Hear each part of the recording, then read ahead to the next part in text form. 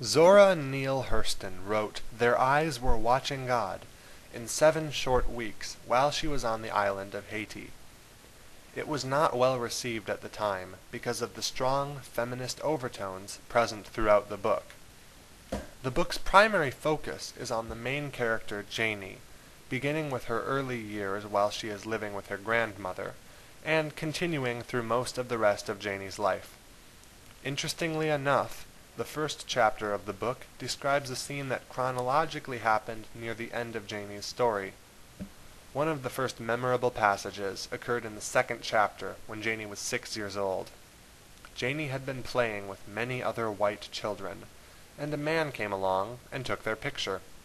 When Janie looked at the picture a week later, she realized for the first time in her life she was an African American girl. From that day forward, Janie lived as though she had something to prove. She asserted her independence in various ways throughout her life, though they all tie back to her realization of her race. Over the course of Janie's life, she married 3 different men. No matter where Janie was or what she was doing, she never seemed to be content. She married her first husband only because her grandmother wanted her to do so. Her second husband seemed like an attractive alternative compared to her much older first husband, but after many years of marriage, she realized she didn't like him either. After his death, Janie decided to remain single in order to have more freedom and independence. Janie's desire for independence fueled many of her actions. This desire is one of the ways Zora advocates feminism within her book. She says it is better for Janie to be alone than be with a husband who mistreats her in any way. Hurston herself was a feminist, so it's not surprising that feminist themes are present in her book. When Janie first met her third husband-to-be, her desire for independence caused her to initially reject him, even though her third marriage would end up being her happiest one. I say happiest rather than happy because all 3 of her husbands mistreated her. Her third and final husband, Tea Cake, simply mistreated her less than her previous 2 husbands.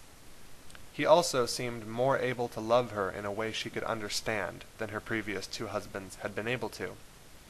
The book describes very little about her first husband and the way he treated her, but in the little interaction we see, he is mistreating her.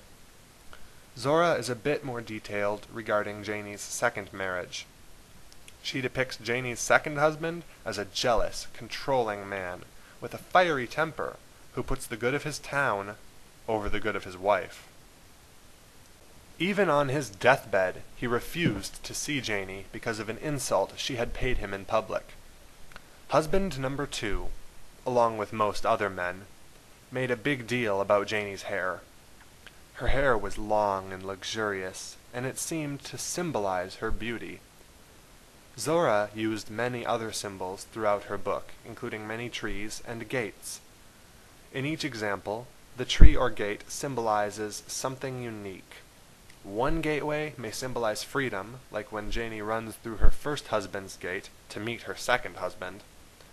Elsewhere, gates symbolize close friendship, such as when Janie's friend Phoebe enters through the back gate instead of the front door. Janie also daydreams about her grandmother's peach tree symbolizing love. Near the end of the book, a large hurricane symbolizes the power of God. In Their Eyes Were Watching God, Zora Neale Hurston has managed to synthesize the narrator's flawless English with the character's Southern dialogue. At times, it can be difficult to follow, but once the reader gets accustomed to the way in which they must read the book, it becomes a truly rewarding experience.